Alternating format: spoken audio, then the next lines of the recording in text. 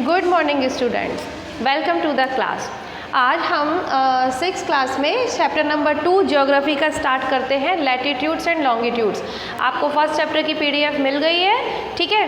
तो अभी आपने क्या देखा, लैटिट्यूड लॉन्गिट्यूड पढ़ने से पहले मैं आपको ये बता दूं कि ये जो चीज़ होती है लैटिट्यूड लॉन्गिट्यूड, ये जो वर्ड है वो हम एक ग्लोब को जब पढ़ते हैं तब यूज़ करते हैं, ठीक है। एक सेकेंड रुकना।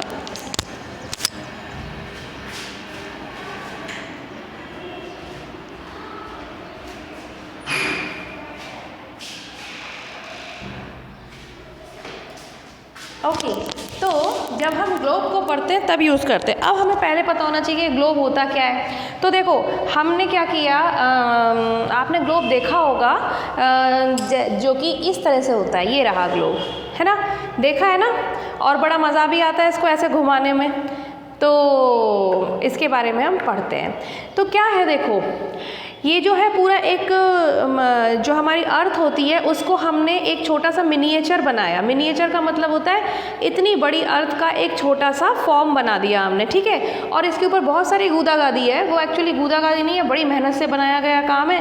बाप रे कितना टफ होगा इसको बनाना। इसको ध्यान से देखो ज़रा, इसमें सारी दुनिया भर का नक्शा है, कौन सा देश कहाँ है, इतनी सारी लाइन लोइन खींची हुई हैं। अब आप बोलोगे मैडम ये तो कोई 10 मिनट में बना देंगे उल्टी सीधी लाइन खींच के, है ना, लेकिन ऐसा होता नहीं है। इसको बनाना बहुत मेहनत का काम है, क्योंकि वो लाइनें नहीं उल्टी सीधी लाइनें नहीं खींची हुई हैं, उनको बाकायदा पूरी जैसा कि हमारे देशों में हमने मतलब बांटा हुआ है, कहाँ पर क्या चीज़ पाई जाती है, कितनी दूर है, ये बड़ा प्रिसाइज्ड होता है, बहुत सटीक होता है ये।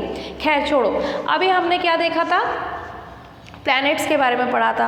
प्लैनेट क्या होते हैं, प्लैनेट सारे के सारे जो अर्थ के चारों तरफ रिवॉल्व करते हैं और अपनी एक्सिस पे भी रोटेट करते हैं। देखो दो वर्ड्स आए थे, एक होता है रिवॉल्व करना, ठीक है, और एक होता है रोटेट करना, ठीक। तो रिवॉल्व करने का मतलब होता है जब सन के चारों तरफ घूम रहे हैं प्लैनेट, ठीक है। और रोटेट करने का मतलब होता है जब वो अपनी एक्सिस पे, मतलब जैसे अभी ये थोड़ी टेढ़ी दिख रही है, अगर सपोज करो मैं इसको ऐसा कहूँ तो ये जो चीज़ है ऐसे जो घूमती है ना, ये अपनी एक्सिस पे घूमना, इसे रोटेट करना कहते हैं, ठीक है। तो जब चारों तरफ सन के घूम रही है और तो ये ऐसे घूमते घूमते अपने एक्सिस पर भी ऐसे रोटेट करती हुई जाती है, ठीक है। यानी कि ऐसे ऐसे ऐसे करके पूरा चक्कर लगाती है, अपने एक्सिस पर भी रोटेट करती है और सन के चारों तरफ भी रिवॉल्व करती है। तो ये बात ध्यान रखना, दो वर्ड्स हैं, रिवॉल्व मतलब सन के चारों तरफ घूमना और रोटेट मतलब अपनी एक्सिस पे घूमना, ठीक है। तो एक और चीज़ हमने देखी थी कि भाई ये सारे के सारे प्लैनेट ज़्यादातर स्फेरिकल शेप के होते हैं। स्फेरिकल मतलब जैसा भी आपने देखा, लेकिन हमने ये भी पढ़ा था कि अर्थ एक स्पेशल प्लैनेट है और ये जो पोल्स होते हैं इसके, है ना। अब आप मेरे पास जब ग्लोब है तो मैं आपको ग्लोब से ही बताती हूँ, ठीक है। तो ये जो पोल्स होते हैं ऊपर और नीचे, नॉर्थ पोल और साउथ पोल जो होता है, यहाँ पर ये थोड़ी चपटी होती है। ये बीच में से तो गोल गोल है, लेकिन यहाँ और यहाँ जो पोल्स होते हैं कॉर्नर पे, उन पर ये थोड़ी चपटी है। इसीलिए हमने पढ़ा था कि इसका जो शेप होता है it is not completely spherical, it is geoid shape. बताया था ना मैंने, अगर आपने वीडियोस देखी हैं तो आपको समझ में आ गया होगा कि the earth is of GOEOID, geoid shape होता है, क्योंकि ये स्फेरिकल जो होती है, लेकिन यहाँ पर नॉर्थ पोल पर और ये जो साउथ पोल होता है उस पर फ्लैट होती है, ठीक है। अब मैं आपको बताती हूँ, अब एक और बात ध्यान में रखने की है, वो ये है कि ग्लोब की ज़रूरत क्यों पड़ी। अब भाई हम अर्थ की अच्छे से कैसे स्टडी कर सकते हैं। अर्थ को स्टडी करने के लिए हमें ज़रूरी है कि हम अब भागते तो फिरेंगे नहीं पूरी अर्थ पे, और ना अर्थ पे कोई ऐसी लाइंस खींची हैं। तो अब इंडिया की बॉर्डर कहाँ ख़त्म होती है, पाकिस्तान की कहाँ ख़त्म होती है, अमेरिका कहाँ है, कैसा है, क्या है। अब ऐसे तो आपको देखने से पता चलता नहीं है, लेकिन फिर भी है, लोगों ने अपने अपने देश बांट रखे हैं, अपने अपने देश बना रखे हैं। हम इंडियंस कहलाते हैं, हम इंडिया में रहते हैं। इंडिया की कहाँ तक बाउंड्री है, हम उसके बाहर बाहर जाते हैं तो हमें वीज़ा लगता है, पासपोर्ट लगता है। तो हर देश में होना, एक शहर में होना, एक स्टेट में होना, सब कुछ कितना इम्पोर्टेंट है, ठीक है। तो इस तरह से कहाँ कहाँ बाउंड्रीज़ हैं, कहाँ कहाँ पर क्या क्या पाया जाता है, इन सब की स्टडी हमें करनी थी। तो हमने जो भी हमने बना रखा है उसको हमने वापस से एक छोटे से मिनिएचर का मतलब होता है बहुत बड़ी किसी चीज़ को छोटे से फॉर्म में रिप्रेजेंट करने के लिए जो बनाया जाता है, that is known as miniature. तो हम ये कह सकते हैं हमारी इतनी बड़ी अर्थ का एक मिनिएचर हमने बनाया जिसको कि हमने ग्लोब कहा, GLOBE, ठीक है। अच्छा, अब ग्लोब की कुछ अपनी भी प्रॉब्लम्स होती हैं। वो ये है कि भाई इसको हर जगह तो कैरी करके नहीं ले जा सकते। अगर आप कहीं जा रहे हो तो आज अपन क्या करते हैं, गूगल मैप पे देख लेते हैं। तो मैप, तो एक तो होता है ग्लोब, GLOBE ग्लोब, और एक होता है मैप। तो इन दोनों में डिफरेंस है। ग्लोब मैंने आपको दिखाया, ये क्या होता है, ये मिनिएचर होता है ना, miniature of the planet of earth है जो हमारा प्लैनेट, उसका हमने एक ग्लोब बना लिया है, तो वो हो गया। और जो मैप है वो एक अलग चीज़ होती है। मैप हम पेपर पे बनाते हैं और पेपर को हम मोड़ माड़ के अपनी जेब में रख सकते हैं, तो उसको कैरी करना आसान होता है, ठीक है। तो इस तरीके से।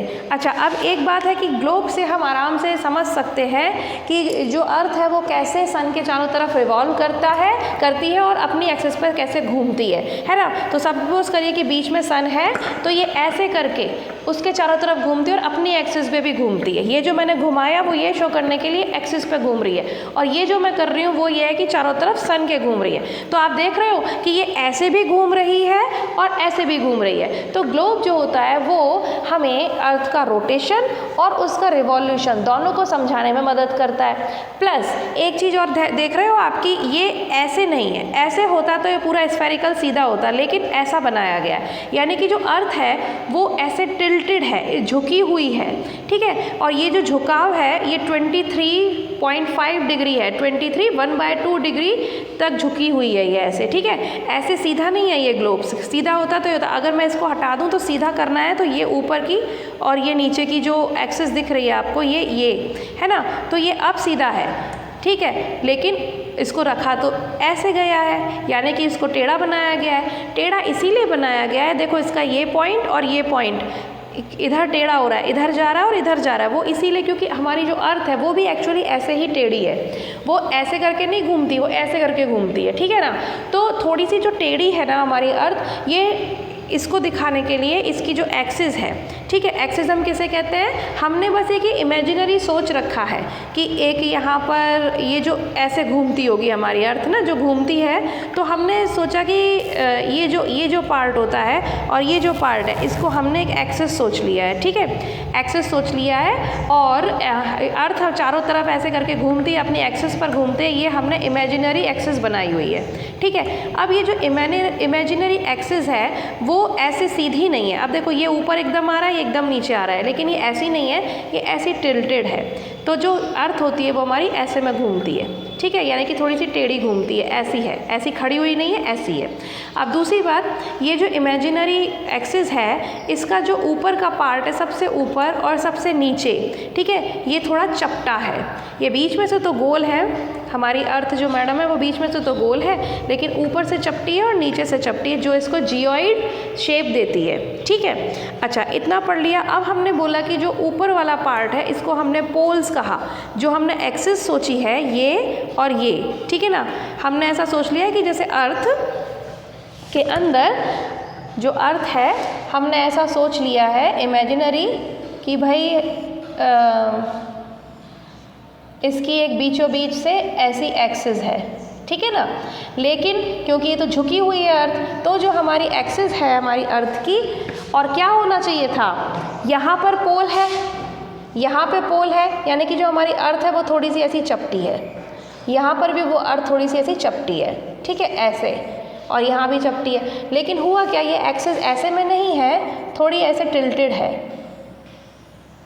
ठीक है। तो जो पोल आएंगे वो यहाँ और यहाँ आएंगे, तो मतलब चपटा यहाँ से है और यहाँ से है। तो ये जो पूरी एक्सिस हमने जो इमेजिनरी एक्सिस मानी है, उसका जो ऊपर एक पॉइंट जो नॉर्थ डायरेक्शन की तरफ पॉइंट करता है, ठीक है, उसको हमने कह दिया नॉर्थ पोल।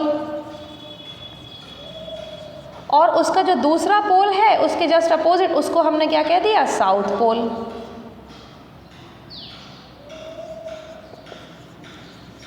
ठीक, तो ये चीज़ आपको समझ में आ रही है। ये जो लाइन बनाई है हमने, इमेजिनरी सोची है, वो हम उसको कहते हैं एक्सिस ऑफ अर्थ। ठीक, और ये जो झुकी हुई है ये ऐसी होनी चाहिए थी, बट ऐसी है। ये कितने डिग्री झुकी हुई है, 23 1/2 डिग्री। ठीक है, आपने पढ़ा होगा ना, जैसे ऐसी कोई चीज़ है, फिर उसके बाद ये एंगल आ गया, ये 45 डिग्री हो गया, ये 90 डिग्री हो गया, ऐसे हर डिग्री होती है। तो ये इस तरीके से झुकी हुई है। तो अब आपको समझ में आया कि ये हमारे अर्थ का एक ग्लोब है। ग्लोब का मतलब क्या होता है, इतनी बड़ी अर्थ के बारे में जब हमें पढ़ने का मन किया तो हमने अर्थ को एक छोटा सा मिनिएचर बना दिया। This is the miniature of our planet earth. ठीक है, और अब आप देखते हो कि ये थोड़ा सा ऐसा झुका हुआ है ना, ये पूरा इस तरीके से नहीं है, ये झुकी हुई है। और इसमें हमने जो इमेजिनरी लाइन जो हमने सोची है, बनाई है, उसको हम कहते हैं एक्सिस ऑफ अर्थ। ये जो एक्सिस ऑफ अर्थ है वो देखो थोड़ी सी झुकी हुई है, यानी कि जो हमारी अर्थ है वो ऐसे ऐसे सीधे में नहीं घूमती, ऐसी तिरछी हुई है। तो ये आ गया। और जो कॉर्नर्स हैं, जो एक्सिस के जो कॉर्नर्स हैं, है ना, ये तो होगा नहीं आगे। तो जो एक्सिस के कॉर्नर्स हैं उस पे हमने नॉर्थ पोल सोच लिया है और साउथ पोल सोच लिया है, क्योंकि पोल जो होता है वो लास्ट पॉइंट आ गया बिल्कुल। अब नॉर्थ पोल हमने किसको सोचा, जो कि नॉर्थ डायरेक्शन को इंडिकेट करता है, और उसके जस्ट अपोजिट साइड में जो था उसको साउथ पोल सोच लिया हमने। तो इस तरीके से हमने एक एक्सिस और दो पोल्स के बारे में सोच लिया। इसके बाद ये कह रहे हैं कि हमें ये अच्छे से पता है कि अर्थ जो है वो रिवॉल्व भी करती है और रोटेट भी करती है। तो इन दोनों चीज़ों को हम इसमें पढ़ेंगे। इसके अलावा हमने ये भी देखा कि जो सीधी होनी चाहिए थी एक्सिस, लेकिन ये जो एक्सिस टेढ़ी है, तो कितनी टेढ़ी है, 23 1/2 डिग्री। ठीक है, 23.5 डिग्री झुकी हुई है हमारी जो अर्थ है। हमारी अर्थ कितने डिग्री झुकी है, ऐसे ऐसे की जगह ऐसी है, और 23.5 डिग्री झुकी हुई है हमारी अर्थ की एक्सिस। ठीक है, तो ये हम पढ़ते हैं। अच्छा, जो पोल्स होते हैं हम उनको रेफरेंस पॉइंट भी कहते हैं। रेफरेंस पॉइंट इसीलिए क्योंकि इसी से हमको नॉर्थ डायरेक्शन का पता चल के हमने इसका नाम नॉर्थ पोल रख दिया था। इसके अलावा जब हमने पोल्स देख लिए तो उसके बाद हमने बहुत सारी चीज़ों को स्टडी करना शुरू किया। अब ये क्या कह रहे हैं कि हमने पूरी अर्थ को ना 2 पार्ट्स में डिवाइड किया है। पूरी अर्थ को 2 पार्ट में डिवाइड किया। अब आप ध्यान से अगर देखोगे तो आपको बीचों बीच एक लाइन दिखाई देती है, ये देखो।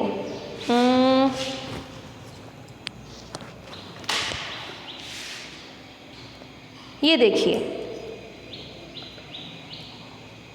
ये पूरी अर्थ को हमने 2 पार्ट्स में बांटा है। ये जो लाइन दिख रही है आपको, ये वाली लाइन है ना, ये देखो सब जगह दिखाई देगी आपको। ये पूरी अर्थ पे हमने, ये सब इमेजिनरी लाइंस हैं, कहीं बनी हुई नहीं है ऐसी धरती पे लाइन, लेकिन देखो पूरी सर्कल जैसी। तो ये जो पूरा घूमेगा एक सर्कल हुआ। अगर आप ऐसे ऊपर से देखोगे, यहाँ से ऊपर से देखोगे तो आपको ये सर्कल ही तो दिखाई देगा, है ना। तो ऐसा लगेगा जैसे कोई सर्कल बना है। तो अर्थ को, पूरी अर्थ को हमने क्या किया, इस लाइन से बांट दिया है। अब ध्यान से देखो इस लाइन को, और ये ऊपर का पार्ट और ये नीचे का पार्ट। ठीक है, इस पूरी अर्थ को हम अगर ऐसे ऊपर से देखते हैं तो हम ये लाइंस जो दिख रही, जितनी भी लाइंस हम इस पे बनाएंगे वो सर्कल्स हो जाएंगी। अगर मैं यहाँ पर एक लाइन ड्रॉ करूँ वो सर्कल हो जाएगी, फिर एक और लाइन ड्रॉ करूँ वो सर्कल हो जाएगी, क्योंकि मैं इसे ऊपर से देखूँगी, है ना। तो ये जो बीचों बीच लाइन है, इस तरह से मैंने अपनी अर्थ को पूरे 2 पार्ट्स में बांट दिया है। ये लीजिए, या फिर यहाँ समझ लो ऐसे। ठीक है, इसको जो बीचों बीच जो लाइन गई हुई है उसको हमने क्या कह दिया, अब ये पूरा एक सर्कल बनेगा पीछे तक, क्योंकि अगर मैं इसमें बनाऊंगी तो ऐसे पूरा सर्कल बनाएंगे, है ना। तो इसको हम क्या कहते हैं, इक्वेटर कहते हैं, EQUATOR, इक्वेटर। अब इक्वेटर के ऊपर का पार्ट जो है, जो नॉर्थ पोल के साइड का पार्ट है, उसको हम क्या कहते हैं, northern hemisphere, THERN, northern hemisphere. Hemisphere क्यों कहा, क्योंकि ये स्फेरिकल शेप माना जाता है, पूरा का पूरा जो गोला है, फुटबॉल जो होती है वो आपकी स्फेरिकल शेप होती है। वो तो हमारी अर्थ है जो थोड़ी सी ऊपर से और नीचे से चपटी है, लेकिन बाकी सारे प्लैनेट तो स्फेरिकल है। तो इसी तरीके से हमने क्या किया, अगर हमने इसको एक स्फेरिकल मान लिया थोड़ी देर के लिए, और हेमी मतलब होता है आधा, तो ये जो पार्ट हुआ वो आधा हुआ, और ये जो पार्ट हुआ वो भी आधा हुआ। इस इक्वेटर के ऊपर आधा, इस इक्वेटर के नीचे आधा। अगर मैं इसको दो पार्ट्स में काट दूँ तो हमारे को कैसा मिलेगा, एक ये है स्फेयर में, आधा स्फेयर ये मिल जाएगा, आधा स्फेयर ये मिल जाएगा।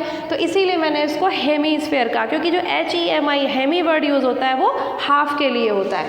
तो ये जो नॉर्थ पोल पर की तरफ का है तो ये नॉर्दर्न हेमिस्फेयर हो गया यहाँ से यहाँ तक, और ये जो है वो साउथ पोल की तरफ का है तो यहाँ से यहाँ तक क्या हो गया, साउदर्न हेमिस्फेयर हो गया। ठीक है, अब आपको सिंपल समझाने के लिए मैं इसको थोड़ा सा सीधा बना देती हूँ ताकि आप कंफ्यूज ना हो।